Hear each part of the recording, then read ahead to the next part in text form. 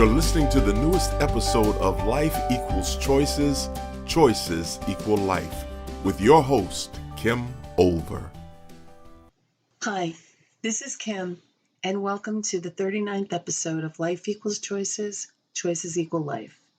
Today I want to talk with you more about mental freedom, and the topic will be making your emotions work for you instead of against you.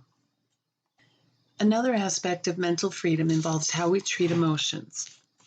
There's a lot written about emotions in the field of counseling and mental health. Emotions are often mysterious, unpredictable, and hard to ignore. When you ignore them in the form of stuffing them back inside you, they can create physical problems for you. But how can emotions work for you?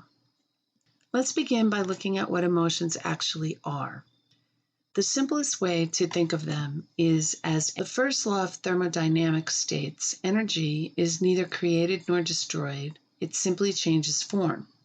This means that if we don't learn to purge our emotions through expression or transform them through mental freedom techniques or some other method, they can remain stuck in your body somewhere.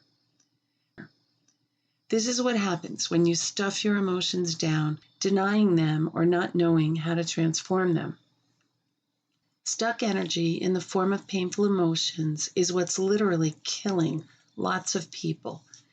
It's experienced as stress in the body, and scientists are finding lots of causal links between stress and medical problems, including, but not limited to, heart disease, strokes, autoimmune disorders, breathing issues, and digestive problems.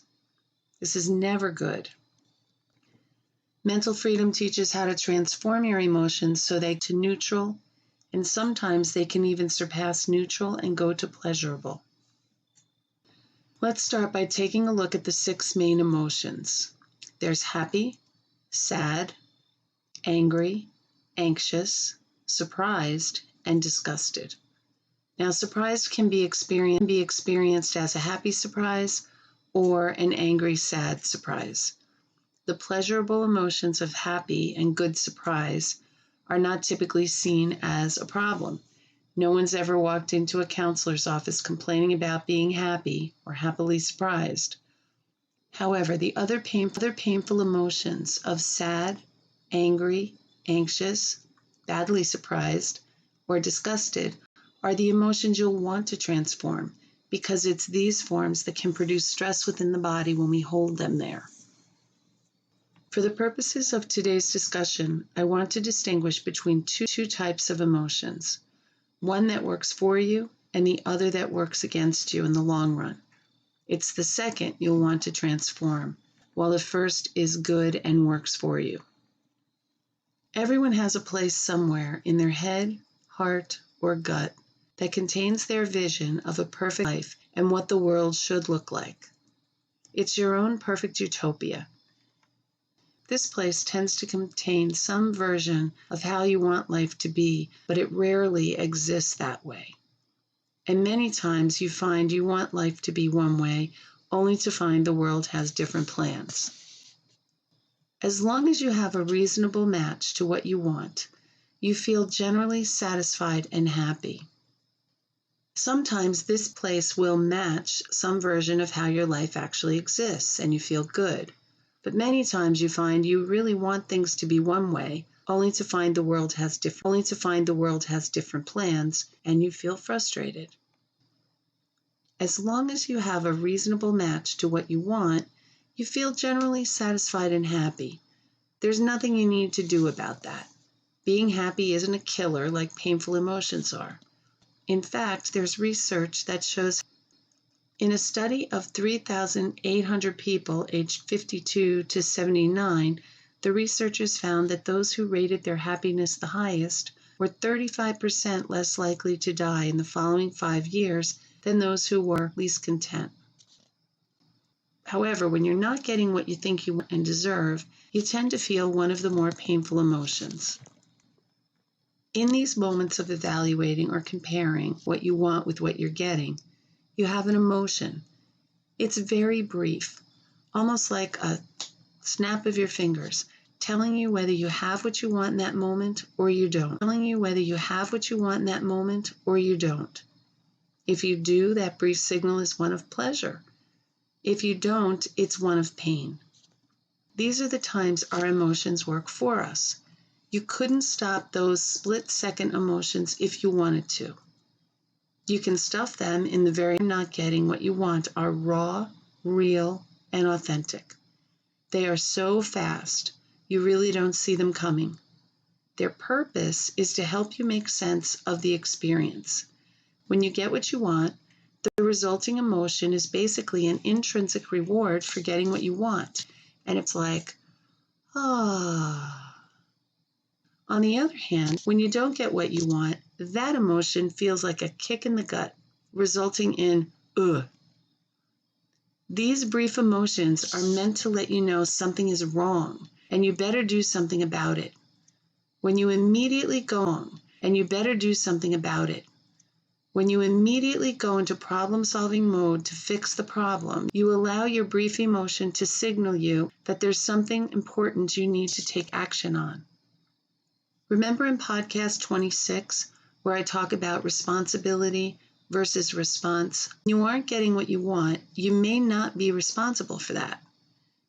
You might not have caused the hurricane to demolish your house, or the person behind you to rear-end your car, or your child to get sick, causing you to miss an important meeting. You didn't cause those things. However, if someone doesn't like you because you were rude, or you failed a test because you didn't study, or you're now lost because you didn't bring directions, your phone is dead, and you forgot to bring your phone charger, these are situations you do bear responsibility for.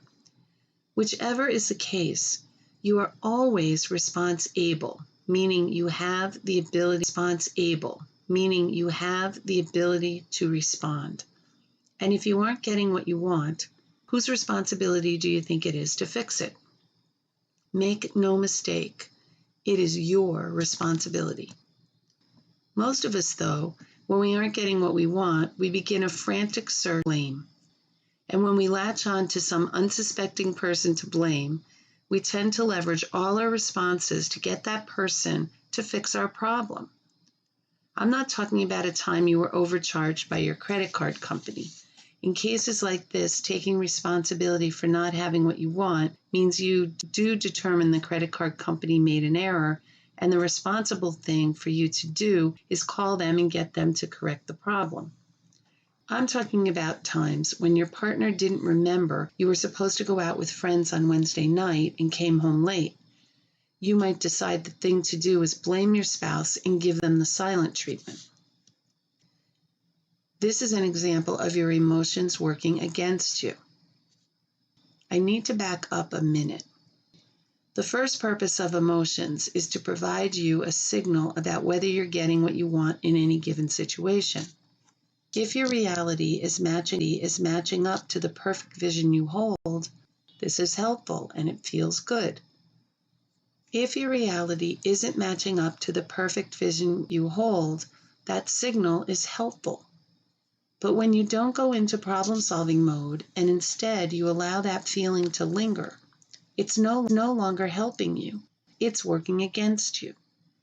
When any of the more painful emotions of anger, sadness, fear, disgust, or unhappy surprise stick around for longer than a few minutes, you're actually using them to fix the situation. Can you imagine a way your emotion will ever fix a situation? Of course not. Solutions require serious thought and reasoned actions, not just emotions. Let me tell you how we hold on to these emotions to try to fix our situation. Every single behavior you ever generate is for a reason. Do things for no reason. You may not be consciously aware of why you chose a particular behavior, but you choose it nonetheless. Podcast 18 talks about the 10 reasons people choose misery. Please listen to that if you're struggling with this concept. Everything we do works for us in some way. That's not to say it doesn't also create pain. It does. But in spite of that pain, you're still getting something you want. You might be getting attention, help, avoiding something you don't want to do, pushing people away. There's so many possibilities. Often, when you hold on to negative emotions, your reason is to show the person you believe caused your problem just how much pain you're in. Your subconscious hope is that if they care about you at all and see how unhappy you've decided has caused the problem, and if they do, you'll think you won. For example, in the situation of your spouse forgetting your dinner plans, when you hold on to the anger, it stopped being just a signal that you aren't getting what you want and has become a way you're using to let your spouse know how important this dinner was to you and they had better make it up to you somehow. I'll bet all this time you were thinking your spouse made you mad. This is simply not true. You're choosing your anger as your best option to get what you want in the situation, which might be your spouse's contrition, apology, and some kind of restitution. Will this strategy work? It could. I'm not saying using your emotions to control won't work, but I am saying this is an example of using your emotions against yourself. You'll lose every time you do this because you damage the relationship you have with the person you're using them against. Most of the time, we do this with our loved ones. When did we decide it's not only our right, but our responsibility to try to control those we love with our anger, sadness, fear, or disgust? Instead, you could get curious about your own behavior and ask yourself this question: what do I want that I'm trying to get through sadness, anger, fear, or disgust? When you figure out what that is, then you can work at getting what you want in a more legitimate, authentic way where you're taking responsibility to fix it. When you aren't getting what you want, it is up to you to take the steps to fix it. You could ask for what you want. You have every right to ask, but realize it's a request, not a demand. People are doing what best gets them what they want in any situation. You're asking that they prioritize what you want over what they want. They might comply. They may not. Don't get mad, sad, disgusted, or afraid if they don't. Just chalk it up to that person doing what's best for them to get what they want in the situation they're prioritizing. And they have every right to do that. You could change your behavior, trying something different instead. Instead of emotionally blackmailing your spouse, you could decide to make a romantic night for just the two of you since you decided not to go out. You want to let him know how much you appreciate his hard work. You could change or adjust what you want.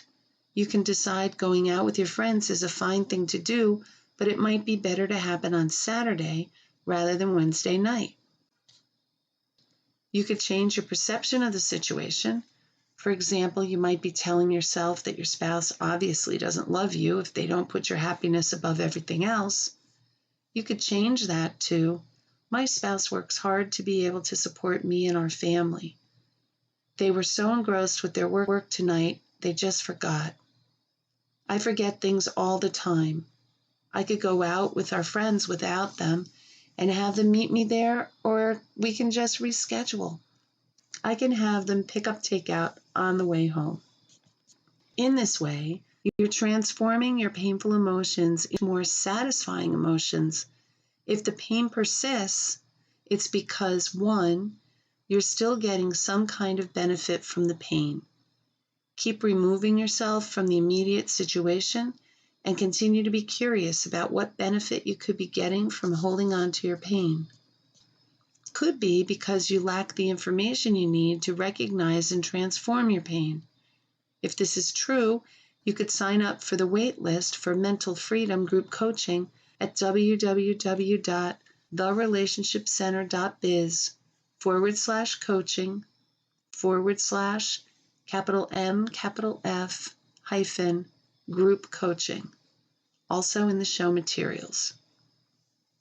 Or 3, it might simply be because it's become a habit. You've been doing it so long, it's a go-to behavior. If your pain is specifically because there's something you want from an important person in your life and they just won't oblige you, am I saying that you just need to get over it, accept it, put up with it? That's one option you have, but I'm not definitely saying that's what you need to do.